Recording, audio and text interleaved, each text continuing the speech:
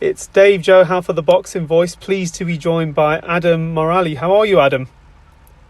I'm good. How are you, Dave?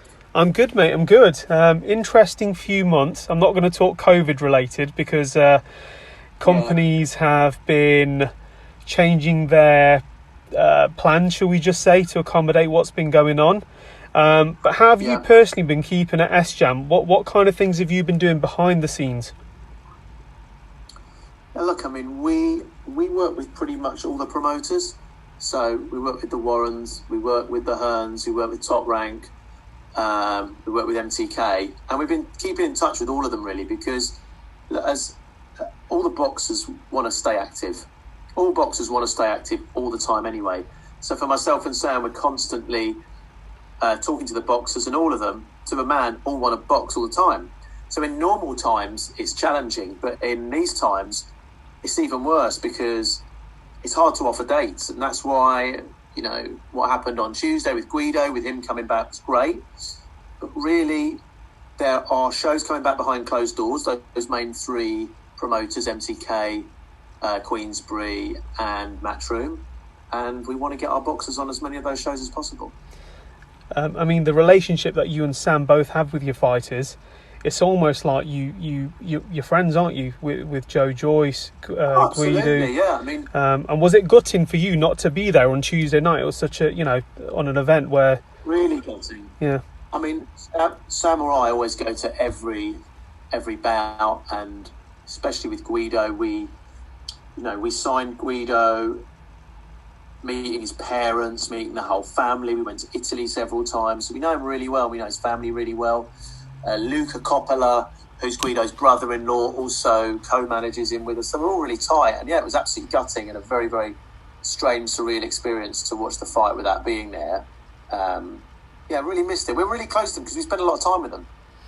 Yeah, and another fight as well. I spoke to Joe last week about the Dubois fight. I mean, that fight was going to be electric. Everything was signed up, and then this happens. How disappointed were you and Sam when that just never happened? It was gutting for fans. I was in Las Vegas for Joe's training camp with Salas. Joe was a lot's been made about it. He's sparring Francis Ngannou, he's doing this, doing that, but he was in fantastic shape. Back with Salas, doing brilliantly. And I think I left there just at the start of March, and I think Sam and I was talking about, and we mentioned to Joe that it's funny, you look back on it now, I said, it could be called off. I think they were my words. It could be. There's like a high chance of it. Because everyone at that point was just buying toilet roll, weren't they? Like crazy. That was toilet roll. I don't think when the toilet roll stampede was happening, anyone thought, this may cause off every sporting event for 4 months. But yeah, that happened, and it was just gutting, so gutting, because Joe's at a stage of his career. Lots been made of the fact he's not a young guy, right? And so every year counts even more. And he was peaking at exactly the right time. So you've got to take that and then move on. Queensbury have been excellent. We've been chatting to them about what the future holds. I think it's likely that Joe will get to box in one of these closed door shows. He won't be boxing Daniel in this closed door show. I mean, my understanding is, and I'm sure I've seen Frank Warren's been speaking about it, Queensbury's coming back July time. Mm-hmm.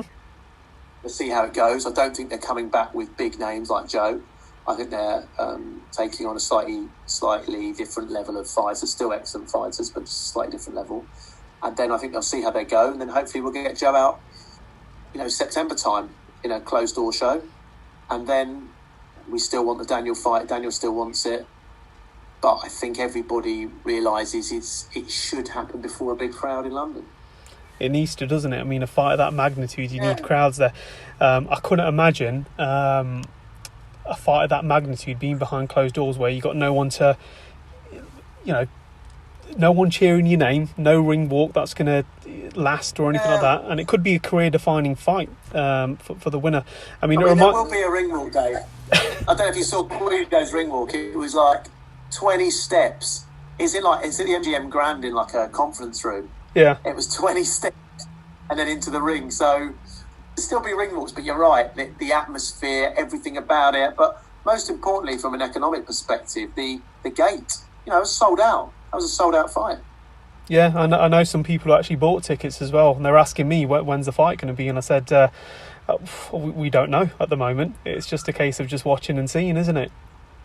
Nobody knows. Genuinely, nobody knows anything as to when the next fight with a crowd will be. I think we are to some extent led by what's happening in the States. I mean, good news is happening all over the world, though. You look in New Zealand, my understanding is, I know they've kind of had far less cases than we have, but they're having rugby matches with full crowds soon, as I understand. So that's really encouraging. There's no reason why that can't be us, and it could be a vaccine, and it could be all sorts of things. So I think most people in boxing would be hopeful of a fight with a crowd taking place in the fourth quarter of this year. But whether or not that's a full capacity crowd, or whether or not it comes back in stages, 200 people, 2,000 people, 5,000 people, that kind of thing. I mean, I know some shows I've been to, it looks like they had social distancing in rules in the first place, There's only been a few people there. So maybe those shows will be okay. They didn't know, they were ahead of their time. They were social distancing before it was but I think you will get that. You'll get small crowds coming back, but I don't know how close we are to a kind of full O2.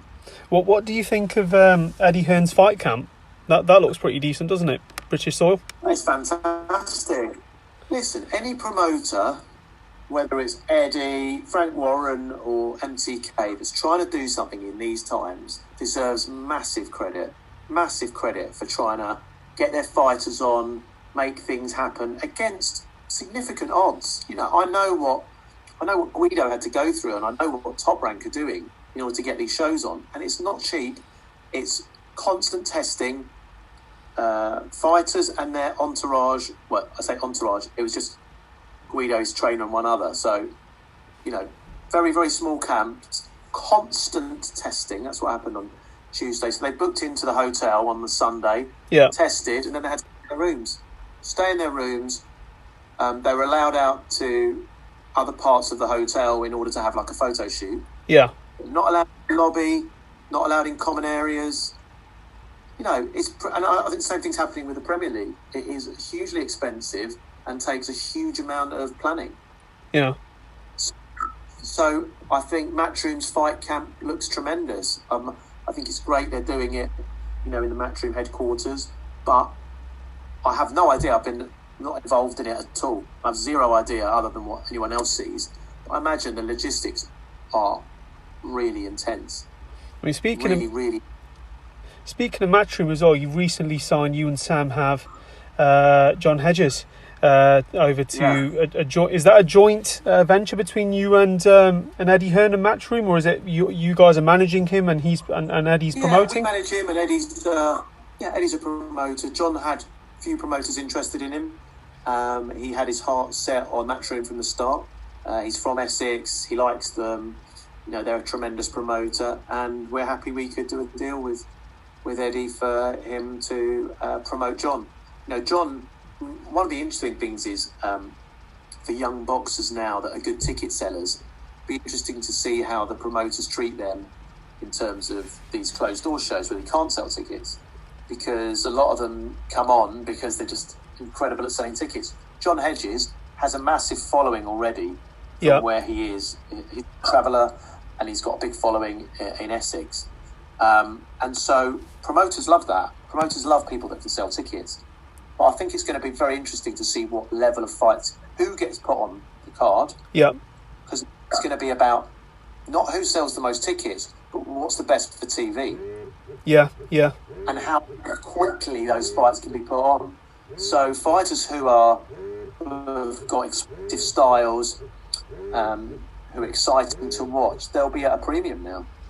I think there will be, because that's what the crowds are going to be watching, aren't they? It's a shame as well, because we will get back to the days when we can see the live shows and stuff.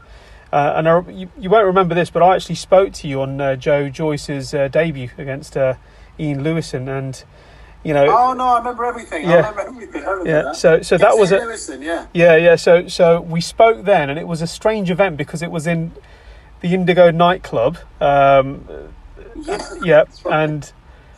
and I'm just thinking now, I'd love to go back to that as opposed to behind closed doors, and we will be there soon, Adam. I think we will be there soon after all the testing and everything. You're right. I think that, look, it's the kind of wider question for society, isn't it? Is how quickly it comes back. The more and more people see things getting back to normal, that incentivises other people to get back to normal. Yeah. So I think the first few shows will be very highly... I mean, Top Rank Show on Tuesday night was very, very highly regulated and policed, and I'm sure it will continue to be so. But once maybe the first set of BT shows or Sky shows are over, maybe they'll relax some of the requirements, and maybe that will be the lead into more relaxed rules around shows. I certainly hope so, but anything to get people back in the ring again and boxing again. It's like if you own a business, you want to get back into your business, even if it's 1 day a week or 2 days a week. Mm-hmm. You want to start getting ready because that keeps people active. And that's the biggest issue I see at the moment is the inactivity of boxers and the inactivity of certain boxers who don't earn a lot of money, who get put on shows because they're great ticket sellers and who won't be able to earn a living now. And it's a serious issue. Boxing is not just about the top end, Floyd Mayweather, Tyson Fury making $80 million. Boxing's a sport where regular guys who are not the best in the world, but very talented at their sport can earn a decent living, mm-hmm. a living of maybe £20,000 to £40,000 a year. Mm-hmm. Those guys can't earn, and I don't know when they will be able to earn. Yeah, which is quite sad. And that's a lot of them are going to have to retire or get regular jobs like everybody else. Yeah, I mean, Eddie Hearn, when the pandemic was first kind of announced about boxing being put on hold, I think he did say something along those lines as well, where some people would have to unfortunately give up the sport. Speaking of Tyson Fury, I mean, what do you think of that fight being announced? Do you think that'll be absolutely huge for British boxing, let alone world boxing as well? Tyson Fury and AJ, do you see that? Incredible. It's a fantasy fight, isn't it? It's a fantasy fight like that a lot of people thought could never happen. And it would have been one of those kind of pub arguments for years that what would have happened if AJ fought Tyson Fury. But look, I think the parties have been... I know a little bit about that fight, a little bit, and I think the parties have been honest in saying there's nothing signed. Yeah. But I think what's been agreed is the outline, which is 2 fights, one 50-50, the next one 60-50, which obviously is generally the big stumbling block. I think all the other details can be put in place. I mean, some people have said it's disrespectful to say Dillian White or Wilder if Fury Wilder 3 happens, or Pulev. But, it's entertainment. Boxing is entertainment, and there is no bigger fight in the world than Fury AJ. Not even close. Nothing comes close in any division. And they're both British guys, and we should celebrate it. It will be enormous. I wish it could be in the UK. I don't know if the economics of it allow it to be in the UK, but what a phenomenal fight. That'll be absolutely amazing, that will, if that does come off. I mean, I saw something where they've said that, again, Dillian White could be pushed until 2023, if that's the case. Which... Crazy. And I'll be honest with you, personally speaking, I think that is very unfortunate, isn't it? From being there, almost fighting for the title, to being pushed aside yet again. What are your thoughts on that? I think WBC have an option now of making someone a franchise champion, and that may be a route they go down. I think, I have a lot of respect for the governing bodies, and they all have procedures in place. The IBF, after it was, for many, many years, the IBF was seen within the sport as one of the governing bodies that, had lacked procedures. And then after they got reformed, yeah, you know how the IBF would deal with something like this. They're very, very kind of strict on their rules. And I'm a lawyer, and boxing has a lot of lawyers in it for this reason, which is if you're a boxer and you want to be a world champion, the way you should do it is box people to get to number one, right? Beat who's put in front of you, get to number one, and take your mandatory chance. That's the way you should do it. That's the way. You don't have to. That's a straightforward way to become a world champion, or it should be. But unfortunately, it's just, as you can see, it's just not like that all of the time. And I feel for Dillian Whyte. He is the number one contender. He was the number one contender. He hasn't had the shot, but it will be a question of the WBC's rules, which he's got to really engage with. And I know Dillian's got a good legal team, and I'm sure he'll be working hard on that. But I think they might make if Dillian's legal team can play hard enough, they could make Tyson a franchise champion. Yeah. And then make it 1v2. Yeah. You probably know who that is, Dave. What's 1v2 in the WBC? 1 versus 2. Yeah. One. It's Dillian Whyte. I don't know that off the top of my head. Yep. Yeah. Dillian Whyte, and I think number 2. I'll have to go back to box rec, but I'll have to look at that. But I definitely know that Dillian Whyte's number 1. There we go. We'll look at that. They could make one. Yeah. Yeah, absolutely. But they could make 1v2 and then just elevate AJ Fury to another level, because obviously the lineal belt is on the line for that as well. AJ Fury doesn't even need any belts. Do you know what I mean? WBC belts off, so what? Yeah. So what? I mean, the great thing is, having said that, it doesn't need any belts, doesn't need to promote it properly. But if it does have all the belts, it will have a slightly more of an extra allure. But it will do incredible numbers anyway. The undisputed champion of the world, which is something that... I've not been one of them for a long time. Yeah, very long time. Just going back onto Joe then, Joe Joyce. When he first came on the scene as a pro, signed with David Hay, you were there in the corner as well, Sam, and the track was fast track. That was the word, wasn't it? Fast track. We're going to elevate this person's career, mainly because of just getting his name out there. Possibly because of the age, would you say as well? But just getting him there. Yeah, that's definitely a factor. Yeah, definitely a factor. Joe was 32 when we signed him. Yeah. In 2017. Look at someone like Guido Vianello. He's just turned 26. So it's heavyweight can go for longer, and Joe's got incredible genetics, which will make him go for longer. But we wanted him on a fast track. We definitely wanted him on a fast track, and we started him on. I mean, he's maybe 1 or 2 of his fights you could see as the normal fights a top heavyweight contender would fight in his first 10 fights. Mm-hmm. Coming off the Olympics, it wasn't the gold, it was the silver. But if you look at who AJ fought in his first 10 fights, no disrespect to the people, but there's certain ways you would build an Olympic champion coming off that, coming into the pro game. And we went a different way with Joe. We tried to box him against tough people. Lem Roy Thomas in his fourth fight, Ian Lewison. Yep, that was a tough one. A quality opponent in his first fight. It was a tough one. And he's fought, Bermain Stavern, Brian Jennings.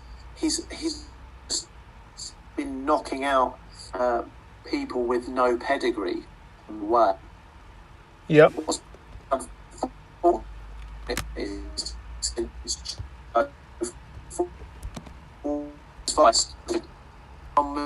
The WBC.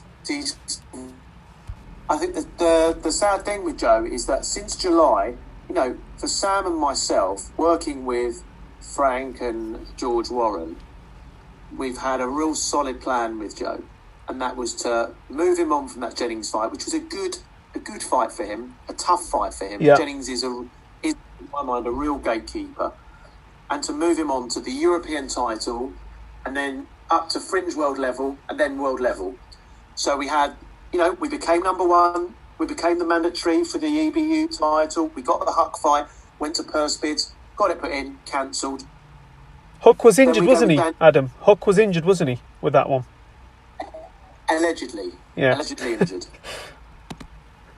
And then we had Daniel fight, which had the European, British, Commonwealth. Again, that would have been the right level for Joe to be boxing at, and then didn't happen. So, you know, Joe's got to stay in the incredible condition he was, go back to that Daniel fight, win that fight, get a warm-up fight, win that fight, and move on again. Yeah. Yeah, I mean, with that fight as well, being honest with you, I cannot pick between them. I think they're both great at what they do. I couldn't sit here and lie to you and say Joe's definitely going to win it or Daniel's going to. For me, there's no clear-cut winner at the moment. They're both that good. I had a chat with Martin Bowers, the coach, about it, and we both agreed. You know, we just had a chat. I mean, off camera, on camera, it's a very, very tight fight. I think snakes and ladders, isn't it? The ladder for both of them is big. The ladder for both of them. Winning that fight gets you a big ladder. It gets you a good WBC ranking, gets you a good WBO ranking, and it gets you a world title shot probably in 1 or 2 fights. The snake is bigger for Joe than it is for Daniel, in my opinion. Yeah. If Joe loses it, not great, but then Daniel could go on and be considered, you know, a great. But, you know, Joe, the fact that he's taking that Dubois fight shows the risks that he wants to take and the risks we want to take.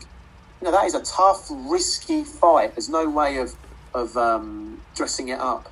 But it's a fight we think Joe will win.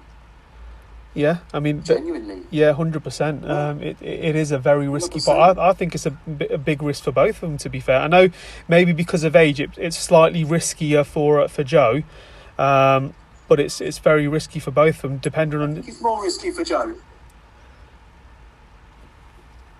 Yeah. Yeah, look, it's Daniel's first fight at. What was that? Right? Sorry, it's Daniel's first.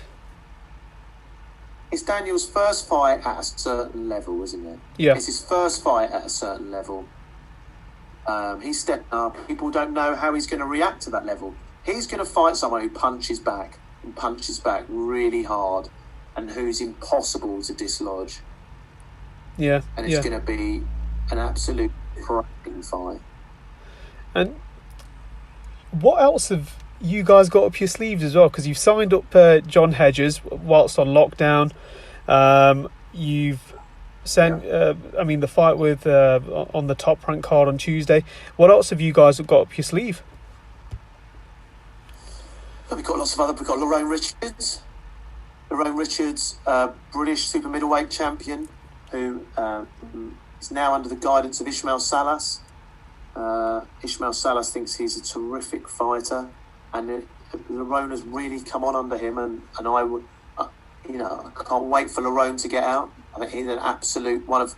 I'm not saying this. One of Britain's currently most talented fighters, most skillful boxers. I've watched him have very, very good spars with lots of top names, and he really, really holds his own. So we've got Lerone Richards coming, and I'm sure there'll be a British title defence soon.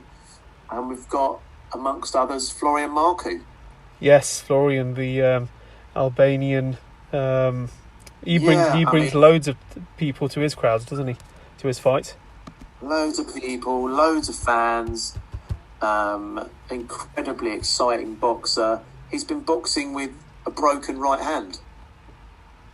Right, been boxing with a broken right hand. We've got operated on by a top specialist. His hand's now working, and we are so excited to see him box. Also got Cody Davis, Louis Edmondson, who's been out for a while. Those two kind of young guys coming through. Obviously, Cody wants to avenge his recent defeat against Umar Sadiq. Mm-hmm. And I think he's going to, stay at light heavy now. I think he realises that he was really drained at super middle. Mm-hmm. But again, Cody is a, GB top level quality talented boxer.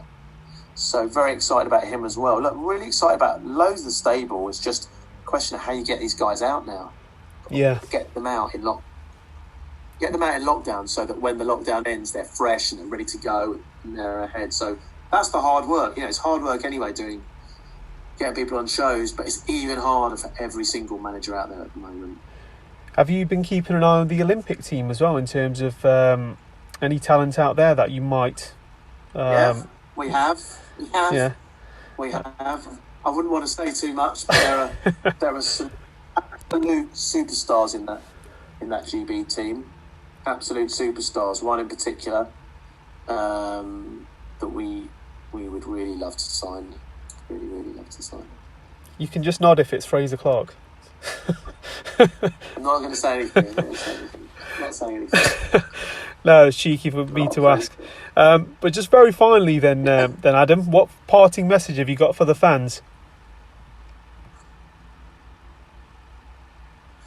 I think over the next few months, boxing will be back.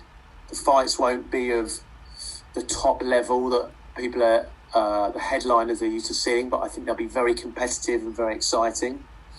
And as we move from the autumn and into the winter and early 2021, the big fights will start coming back, and I think people are going to appreciate it more than ever. They're going to appreciate the nights, appreciate the razzmatazz, the ring walks, everything, because we now know what it's like not to have it. So people should, get ready, start their engines. Sport's coming back.